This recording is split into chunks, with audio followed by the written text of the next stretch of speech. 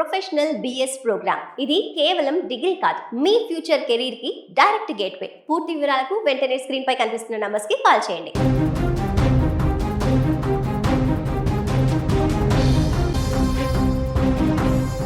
పీర్జాదిగూడెం Tejaswini case ఇంకా మిస్టరీగానే మిగిలింది. అర్ధరాత్రి దిగంబరంగా వీధుల్లో పరుగులు తీసిన సదరు యువతి కొద్దిసేపటికే సమీపంలోని ఆలయం నుంచి అమ్మవారి విగ్రహాన్ని తీసుకెళ్లినట్లు తెలుస్తోంది.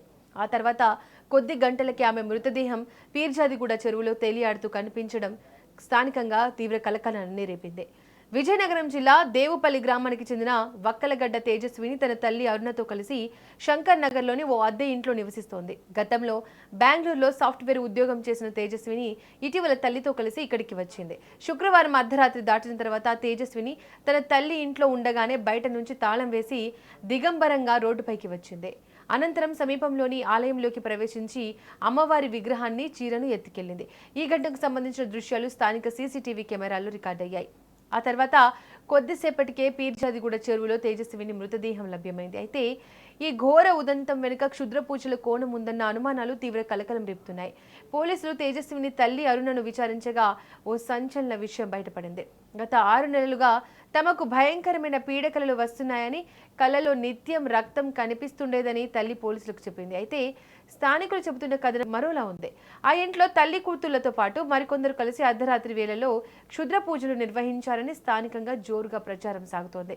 ఆ పూజల మత్తులోనే లేదా మూఢనమ్మకాల ప్రభావంతోనో తేజస్విని దిగంబరంగా గుడిలోకి వెళ్లి అమ్మవారి విగ్రహాన్ని ఎత్తుకెళ్లిందా, ఆ విగ్రహంతో పాటు చెరువులోకి దూకి ప్రాణాలు తీసుకుందా అనే అనుమానాలు వ్యక్తమవుతున్నాయి.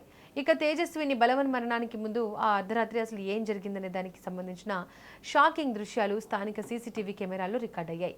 అర్ధరాత్రి సమయంలో తేజస్విని దిగంబరంగా నివాస ప్రాంతాల గుండా పరుగులు తీసిన వీడియోలు సీసీ ఫుటేజ్లో రికార్డయ్యాయి. నన్ను దేవుడు పిలుస్తున్నాడు, నేను వెళ్ళిపోవాలి అంటూ గట్టిగా అరుస్తూ రోడ్డుపై హల్చల్ చేసింది. సీసీటీవీ ఫుటేజ్ని గమనిస్తే ఆమె నేరుగా స్థానికంగా ఉన్న ఒక గుడి వైపు పరిగెత్తుకుంటూ వెళ్ళింది. ఆ తర్వాత గుడిలోకి ప్రవేశించి అక్కడ ఉన్న విగ్రహాన్ని చేతుల్లోకి తీసుకుంది. అలా విగ్రహాన్ని పట్టుకుని నేరుగా సమీపంలో ఉన్న చెరువు వైపు వెళ్లి క్షణాల వ్యవధిలోనే ఆ చెరువులో దూకేసింది.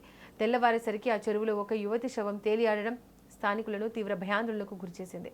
గమనిస్తే అది తేజస్విని మృతదేహంగా గుర్తించారు. సమాచారం అందుకున్న పీర్జాదిగూడ పోలీసులు వెంటనే స్పాట్కు చేరుకొని మృతదేహాన్ని స్వాధీనం చేసుకున్నారు. మొదట ఈ మరణం వెనుక ఎవరైనా ఉన్నారా, హత్య చేసి చెరువులో పడేశారా అనే కోణంలో అనుమానాలు వ్యక్తమయ్యాయి. కానీ కాలనీలోని సీసీటీవీ ఫుటేజ్లను పరిశీలించాక, ఆమె తల్లి ఇచ్చిన స్టేట్మెంట్ రికార్డ్ చేశాక ఈ కేసు పూర్తిగా మరో మలుపు తిరిగింది. ఇది మానసిక స్థితి సరిగ్గా లేక దేవుడి భ్రమలో చేసుకున్న ఆత్మహత్య, లేక దీని వెనుక మరేదైనా బలమైన కారణం ఉందా అనే కోణంలో పోలీసులు లోతుగా దర్యాప్తు చేస్తున్నారు. పీర్జాదిగూడలో కలకలం రేపిన తేజస్విని కేసు ప్రస్తుతానికి అనేక అనుమానాలకు, చర్చలకు దారితీస్తోంది. పీడకలలు దేవుడు పిలుస్తున్నాడనే భ్రమల వెనుక అసలు మిస్టరీ ఏంటనేది పోస్టుమార్టం రిపోర్టు పోలీసులు పూర్తి దర్యాప్తులు తేలాల్సి ఉంది. ఓ చదువుకున్న సాఫ్ట్వేర్ ఇంజనీర్ జీవితం ఇలా విషాదాంతరంగా ముగిసిపోవడం తీవ్ర దిగ్భ్రాంతిని కలిగిస్తోంది.